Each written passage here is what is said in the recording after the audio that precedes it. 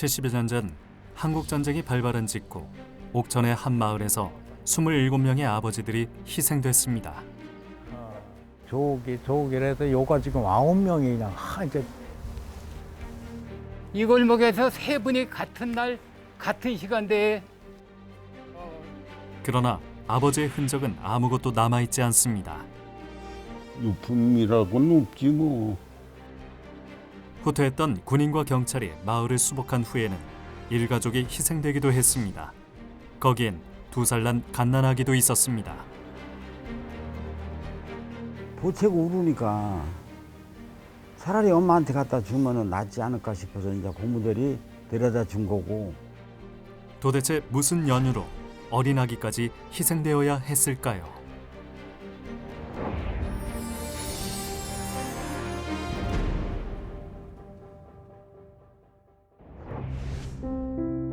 충청북도 옥천군은 1949년 옥천면이 읍으로 승격된 후 현재까지 1개의 읍과 8개 면으로 이루어져 있습니다. 농림지대가 많은 옥천은 포도나 복숭아 같은 과수 재배로 유명하며 삼국시대에는 신라와 백제의 접경 지역으로 두 나라 간의 주요 전장이 되기도 했습니다.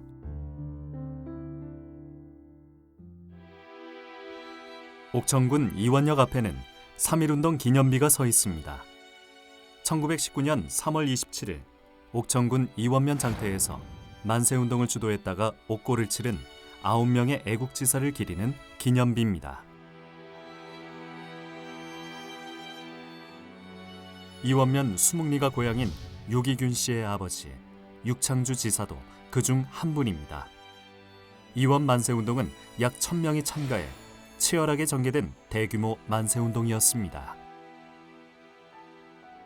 서욱 고조항제 돌아가서 참관하러 갔다가 세 분이 가셔서 거기 가니까 독립운동을 하고 계신단 말이에요. 열흘간 체류하면서 그걸 목격하고 우리도 고향에 내려가서 독립운동을 하자. 세 분이 약속하고 고향에 내려와서 마을 주민들을 수습해가지고 이원 장날을 이용해서 만세운동을 하자 하고 약속을 하고 집에 있는 광목으로다 태극기 3개를 만들어서 이원 장날을 기해서 셋이 나눠 갖고 장에서 독립만세를 불렀으니까 창군들이 합류해가지고 인원이 많이 늘어났다고 봐요. 육창주 지사는 이원 만세운동을 주도한 혐의로 1심에서 5년형, 항소심에서 2년 6개월을 선고받아 공주형무소에서 복역했습니다. 해방 후 한국전쟁이 발발하자 군인과 경찰이 정부의 명령으로 보도연맹원을 비롯한 요시찰인을 연행해 집단 총살하는 사건이 벌어집니다. 어이없게도 조국의 독립을 위해 싸웠던 육창주 지사도 이 사건의 희생자가 되었습니다. 아침에 경찰관이 칼비총 미고 왔더라고요. 그래서 잠깐 다녀가시 하겠습니다 하고 아버지를 모시고 나간 게 끝이요. 해방 후 서당을 열어 마을 사람들에게 글을 가르쳐주고 간혹 경찰에 쫓기는 이들이 찾아오면 내치지 않고 숙식을 제공했다는 육창주 지사. 이원면 사람들은 그런 육지사를 존경했습니다. 1946년에 이원 면민들이 추동이 돼서 건립한 기미 3.1운동 기념비입니다. 유기균 씨는 마을 사람들이 세워준 이 기념비와 함께 재판 기록과 같은 증거 자료들을 모아 아버지의 명예 회복에 주력했습니다. 그러나 독립훈장 신청은 매번 거절당했고 2005년이 돼서야 건국훈장 애족장을 추서했습니다. 아버지가 억울하게 돌아가신 지 55년이 흐른 뒤였습니다. 보상 신청을 보훈처에다 내보이게 했는데 안 되는 이유가 보도연맹에 관련된 거다. 그렇게 생각하고.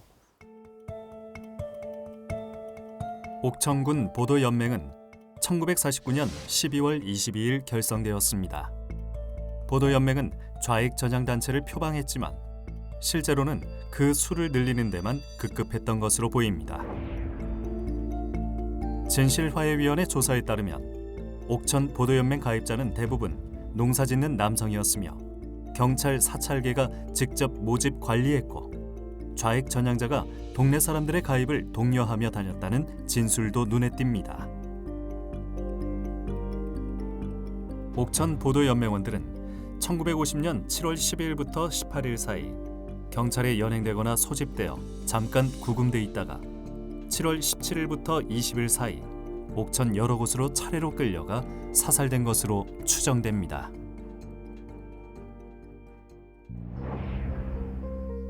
대전광역시 오정동에 살고 있는 정주영 씨. 고향을 떠난 지 50년이 훌쩍 넘었다는 그에게 고향 옥천은 억울하게 아버지를 잃은 비극의 땅입니다. 정확한 이유는 모르지만 보도연맹에 가입돼 있던 아버지는 전쟁 발발 직후 동네 사람들과 함께 지서에 불려갔다가 행방불명됐습니다. 어머니와 동네 분들이 그들을 싣고 가는 트럭을 목격했지만 그것이 마지막이었습니다.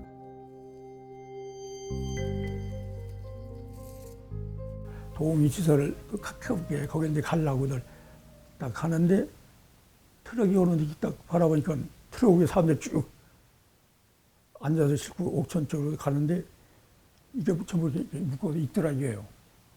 그래 이제 고개를 쳐들고서 마을을 그렇게 이렇게 올라가면 못 쳐들게 하고 그 경찰서로 이제 그 길로 지서를 안 가고 늘 이제 아줌마들이 어머니들이 할머니들이 전부 다 옥천 경찰서 쪽에 가서 경찰 정문에 가서 면허 시켜달라 좀 보여갔다. 그러니까 절대 출입금 이렇게 되도록 하시라고. 거기서도 이제 한동안들 이제 못 오고 그냥 서서 보니까 싣고 들어오는 사람 또 싣고 나가는 사람. 그거밖에 모르는 거예요. 그 이상은 더 이상은 모르는 거죠. 당시 운 좋게 경찰의 연행을 피했거나 살아온 사람도 있었습니다. 한순간만 잘 피했다면 어쩌면 아버지도 살 수 있지 않았을까. 안타까움이 남아있다는 정주영 씨. 같은 문학에서도 그날 저녁 집에 없던 사람은 그 자기 마을에 옥보디 애출한 사람은 다 살았어요. 왜냐하면 그날로서 끝나고 그 다음에 뭐 다시 붙들어갈 그런 시간은 없었으니까 그걸 끝났으니까. 그러니까 그 시간 한 10분, 30분만 어디서 피해 있다더니 어디 딴 데를 갔다 오면은 아무 것이 없죠. 근데 살아있는. 아버지가 돌아가신 후 삶은 모든 게 달라졌습니다. 14살의 가장이 된 정주영 씨는 학교도 그만두고 생업전선에 뛰어들어야 했습니다. 무너진 자존감과 창피한 마음에 한동안은 교복 입은 또래들을 피해 다니기도 했습니다. 그럼 나는 일로 가야 빠른데 여기서 온단 말이야. 그럼 난 일 돌아갔어요. 솔직히. 그게 왜냐? 너무나 난 싫으니까. 나도 저렇게 하고 싶고 했는데 나는 그게 아니니까 거의 내 자각지심이 피해된 거지. 한동안 그렇게 많이 피했어요. 그를 더욱 괴롭힌 건 아버지의 죽음을 함부로 말할 수조차 없는 두려움이었습니다. 빨갱이의 가족이라는 오명을 쓰고 혹시라도 무슨 일을 당하면 어쩌나 싶어 아버지의 모든 흔적을 지워야 했습니다. 나중에라도 뭐 이렇게 아야 흔적을 너무나 무섭고 그러니까 그냥 그뭐 줘봐 집어서 심지어 같이 어머니하고 같이 찍은 사진도 버렸고 내 애숙하고 같이 찍은 사진도 버렸고 왜냐면 또 애숙하고 찍은 사진은 그냥만 경찰인가 그다지 경찰복이고 저렇게 제복으로 해서 더더 무섭고 그래서 찢어버리고 다 태웠어요. 없어요. 정주영 씨의 고향인 옥천군 동이면 세산리. 1950년 당시 4개의 자연부락으로 이루어진 농촌 마을로 약 300호의 집들이 품앗이 농사를 지으며 이웃 간에 정이 넘치던 마을이었습니다. 지금은 옥천읍에 살고 있는 박희진 씨도 동이면 세산리가 고향입니다. 요거 이제 지가 태어난 집이 요 집이. 고향집에는 현재 그의 사촌이 살고 있는데요. 형수. 우리 사촌 형수예요. 세월이 흘러 많은 것이 달라졌지만 집 곳곳엔 어린 시절의 추억이 묻어 있습니다. 소장수였던 아버지는 다른 마을이나 장에서 소를 사서 며칠간 집에 두었다가 옥천 우시장에 내다 팔았는데 박혜진 씨는 그때의 기억이 지금도 생생합니다. 딴 저 장에서 사서 이제 옥천장에다 이제 팔으려면 그 동안에 이제 여기다 넣고 이제 우리가 소죽을 써주고 그렇게 하고 이제 또 몰고 나가는 거지. 아버지가 장사 수완이 좋으셨던지 덕분에 집안 형편은 넉넉한 편이었다는 박희진 씨. 다만 전쟁이 나기 전부터 무슨 연유에선지 툭하면 경찰 조사를 받았던 아버지는 어느 날 보도연맹에 가입이 되었고 전쟁이 나자 경찰에 불려가 다시는 돌아오지 못했습니다. 근데 이렇게 오래 살지? 밤에 자다가 깨니까 우리 형님이 막 울고 있어요.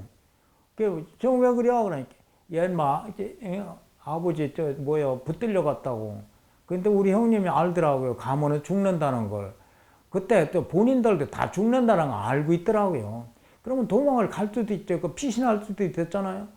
그러니까 피신을 하면 가족이 죽는다 이거예요. 그러니까 내가 한 사람이 죽기 살으려고 가족 희생을 시킬 수가 없다 이거예요. 참 순한 분들이지 다 오라면 오고 가라면 가고. 세산리에서는 무려 27명이 동시에 변을 당했습니다. 이 마을 청년들은 한 좌익 활동가의 영향으로 남달리 의식이 깨어있던 것으로 보입니다. 그는 정광용이라는 사람으로 전쟁이 난 직후엔 미리 몸을 피할 수 있었지만 북한군 점령기 인민부위원장을 지냈다가 수복 후 결국 희생되었습니다. 무엇보다 안타까운 건 한국전쟁 시기 옥천군 희생자 대부분이 시신조차 수습하지 못했다는 겁니다. 거기 가서 또 확인을 할 수가 없어갖고 잡아당겨도 철사로 집 묶어갖고 하나 땡기면 둘이 일라고. 그러니 그거 어떻게 수습을 해. 또 그때만 해도 절단기가 있는 것도 아니고 손으로 그냥 잡아당기다가 포기하고 돌아와서 그래서 이제 오늘날까지 이렇게 되는 거죠. 전쟁의 포화와 서슬퍼런 총칼을 피해 숨죽여 지내던 시절 겨우 희생지를 찾아갔다 해도 철사줄에 서러움켜 부패된 시신을 어찌할 도리는 없었습니다.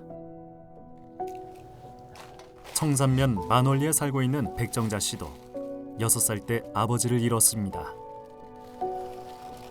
아버지는 대학에서 토목을 전공한 인재였고 만주에서 측량 일을 하던 중 여동생의 결혼식이 있어 고향인 청성면 거퍼리로 돌아왔다가 희생되었다고 합니다.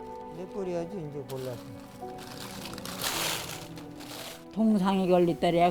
거기 날씨가 춥구만 하니까 그렇게 돌아다니고 하니까 그러니까 막 우리 할머니가 뭐 많지만 옛날에 대학교까지 갈 정도면 뭐 기가 막히게 나더라니야. 뭐 말도 못하고 막 많지만 뭐 들어갈까 막 이렇게 날아갈까 하는 사람인데 그렇게 가서 막 발에 뚱뚱 부고 막 동상이 걸리고 그런 거 보고 막 우리 할머니가 못 가게 한 게 이제 거기를 동네 일좀 막 봐줄라 막 이래가지고 동네에서 해가지고 그때 당시에 2장을 받대야. 2장을 그래가지고 장관 있는 동안에 그러는데 글쎄 그 밑에 동안에 그래가지고 그 동안에 그렇게 붙들려 간 거요.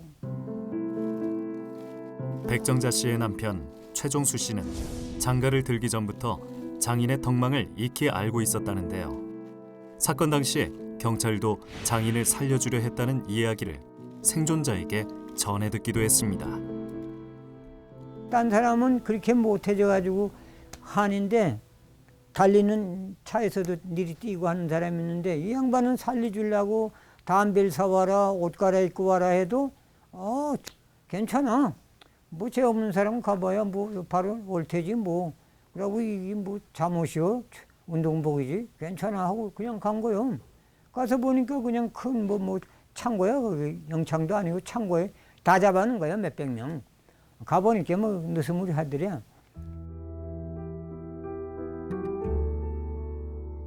최종수 씨는 마을 사람들에게 존경받았던 훌륭한 장인이 억울하게 죽음을 맞이한 사연이 안타까워 목격자들을 찾아 만나고 관련 자료를 모으는 등 열심히 사건을 알아봤다고 합니다.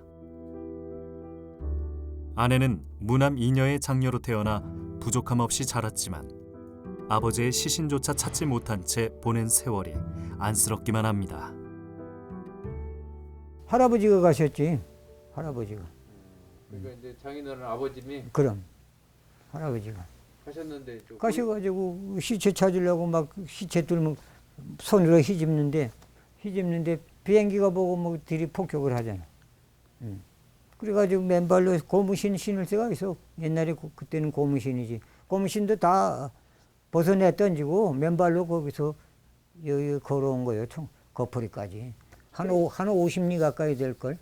그리고 나서는 이제 장인어른 소식은 뚝 끊기는 건데. 완전히 끊겼지. 완전히. 지금까지. 예, 지금까지 끊겼지. 옥천의 명산으로 꼽히는 도덕봉 아래 고즈넉이 들어선 마을 청산면 백운리. 16세 무작정 고향을 떠났다는 박유근 씨는 고향을 방문할 때마다 정겹던 옛 풍경을 떠올리곤 합니다. 아이고. 여기서 빨래하고 그러던데요. 다 모여서 빨래하고 자기들끼리 그 잡담도 하시고 그렇게 하던 곳이에요. 여기예요. 아무리 가물어도 마르지 않던 마을 우물에서 물을 길어 나르던 일도 이제는 그리운 추억이 됐습니다. 물동이에다 물 길러가지고 머리에다 이어서 날랐죠. 마을 골목마다 서려 있는 추억이 한가득이지만 아버지에 대한 기억이 비어 있다는 박유곤 씨. 요 부분이 요 집이 제가 태어난 집입니다. 사진으로도 뵌 적이 없는 아버지는 박유근 씨가 2살 때 보도연맹 사건으로 희생되었습니다. 한 골목에 3분이 같이 청산지서 경찰에 끌려가셨다고 그래요. 끌려가셔가지고 거기서 청성 사람들하고 여러 사람이 청산지서에 감금되어 있다가 팔을 묶어가지고 추럭에 실어가지고 화성리라는 데 가서 총살당했다. 그래서 집안 어른들하고 마을 분들하고 바로 우리 2집 건너서 있거든요. 한 분 돌아가신 분이. 그분하고 같이 시신을 수습을 해서 만월리 제 넘어가는 데다가 2분을 한 100m 정도 떨어진 그 거리에다가 매장을 하셨다고 그렇게 얘기를 들었어요.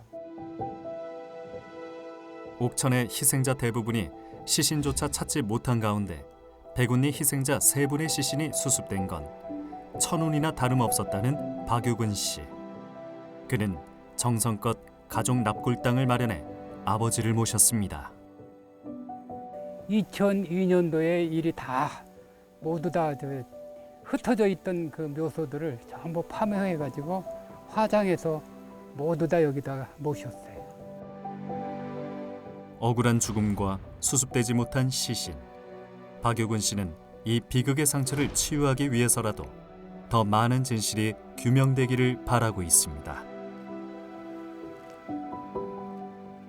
전국에 약 30만 명이 보도연맹에 연루돼서 희생되신 걸로 저는 듣고 있습니다. 그분들의 그 아픈 가슴을 빨리 하루라도 진실 규명을 해주셨으면 하는 게 저의 마지막 소원입니다. 한국전쟁 시기 북한군과 남한군은 각 전선에서 후퇴와 수복을 반복했습니다. 안타까운 건 그 과정에서 수많은 민간인이 희생되었다는 사실입니다. 옥천 지역 역시 마을이 수복된 후에도 군경에 의한 민간인 희생이 이어졌습니다. 북한군 점령기에 자이든 타이든 조금이라도 부역을 했다면 희생의 이유가 됐습니다.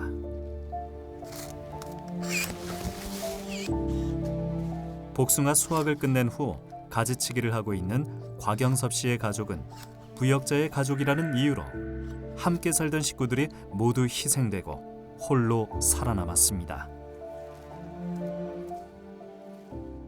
지금 이게 이렇게 가전질 안 해주면은 나무가 잔 가지는 죽어.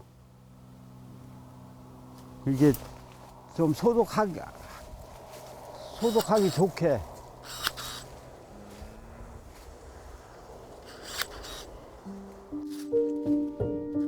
1951년 1월 말경 부역 혐의로 아버지를 쫓고 있던 경찰이 집에 들이닥쳐 할아버지와 할머니, 어머니와 작은어머니를 모두 붙잡아갔습니다.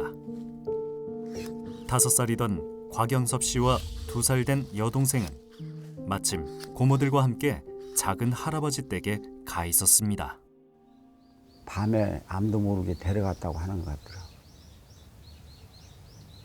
그때 다 데려갔어요. 집 있는 사람은 다 데려가고 내 동생은 늦게 경찰서에다 데려다 주고. 곽영섭 씨의 아버지는 북한군 점령기 동안 인민위원회의 간부로 활동하다 수복 후 피신하여 행방을 알 수 없었습니다.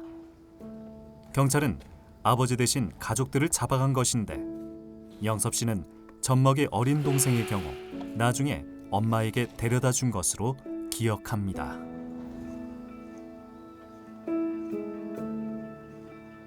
고모들이 이제 나하고 동생이 이제 자꾸 울고 하니까 옥천 경찰서로 데려다 준다고 철로로 나 없고 동생 없고 고모들이 데려간 것 같아.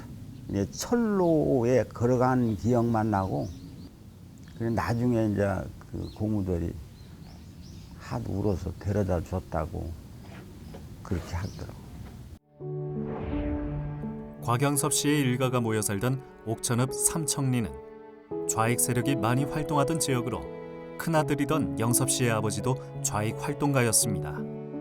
사건 당시 영섭 씨의 가족 외에도 옥천 경찰서에 감금돼 있던 많은 사람들이 장야리 뽕나무골로 끌려가 총살되었다고 합니다.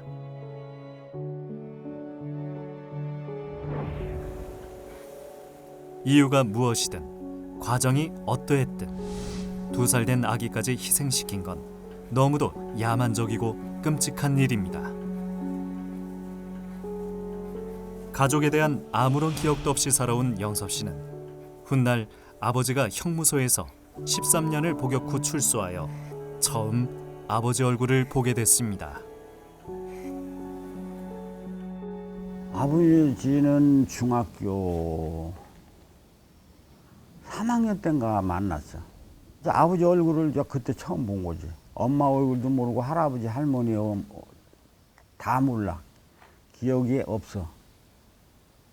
그래서 이제 그 외삼촌한테 내가 커서 가가지고 엄마 사진이라도 혹시 있으면 그 돌라고. 그랬더니 그 당시는 카메라도 없었고 찍어놓은 게 없다고 하더라.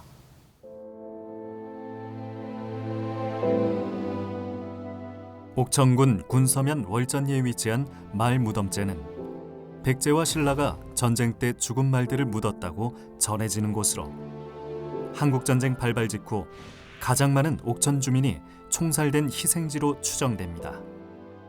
그러나 이곳에 공원묘지가 조성되면서 유해 발굴에 대한 일말의 희망마저 사라졌습니다.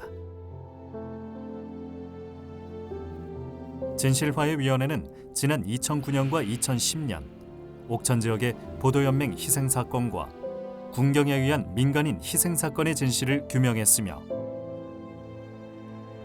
이에 따라 국가의 사과는 물론 위령사업 지원, 가족관계 등록부 정정, 역사기록의 수정, 그리고 평화인권 교육의 강화 등을 권고했습니다. 그래요.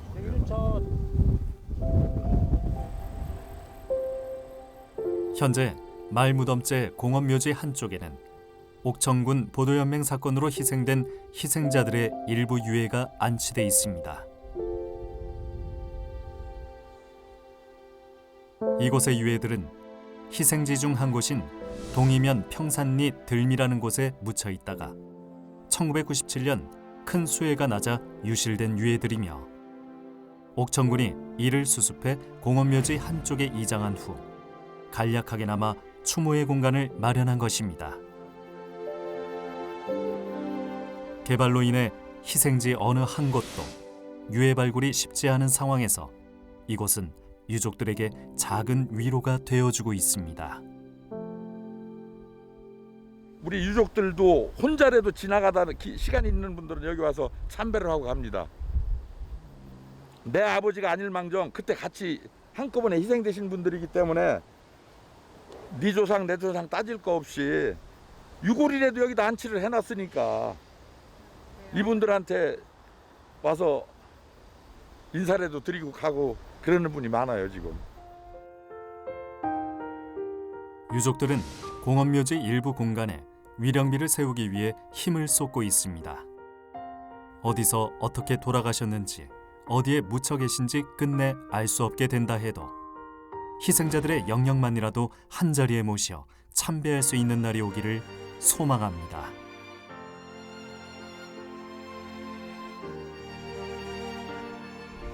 이 위령비를 세우고 6.25 참상을 이야기할 수 있고 역사의 아픈 과거를 애들한테까지 다 이해를 시키고 여기가 그런 공간으로 활용되기를 유족하고 전부 마음이 한 마음이 그런 마음으로 지금 위령비를 세우려고 하고 있습니다.